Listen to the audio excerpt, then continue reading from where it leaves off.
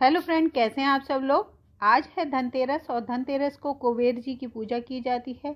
कहा जाता है कि कुबेर की पूजा करते हैं तभी माँ लक्ष्मी जी प्रसन्न होती हैं। तो चलिए अब कर लेते हैं हम कुबेर जी की पूजा।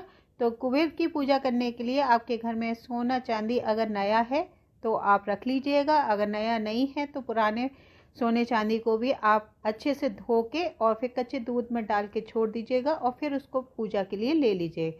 और चलिए अब जला लेते हैं दिया। और दिया जलाने के बाद कुबेर जी की हम पहले तिलक लगाएंगे और तिलक लगाने के बाद उनको चंदन भी लगा देंगे और चंदन के बाद चावल भी लगाएंगे।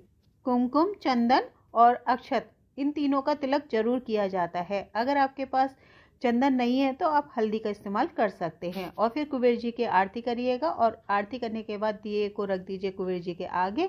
और फिर आपकी थाली में जो चांदी सोने के गहने हैं और जो चांदी के सिक्के हैं उन पे भी आप इन तीनों का तिलक जरूर लगाइएगा। और इसके बाद फिर आप इस सब सामान को आप तिजोरी में रख सकते हैं दिया बुझने के बाद।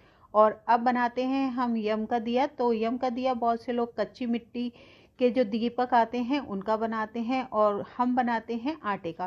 आटे का दिया बनाना बहुत सिंपल होता है। आप आटे की लोई लीजिए और फिर उंगली की सहायता से लोई को बड़ा कर लीजिए और फिर चारों कोनों को इस तरीके से दबा दीजिए। ये देखिए दिया आप देख सकते हैं कैसा मैंने बनाया है।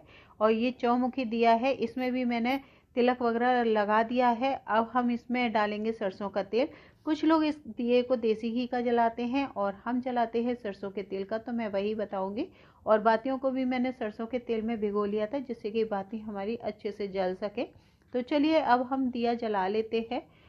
तो ये चारों तरफ से ही जलेगा, इसे चौमुखी दिया कहते हैं और ये इसे यम का दिया भी कहा जाता है।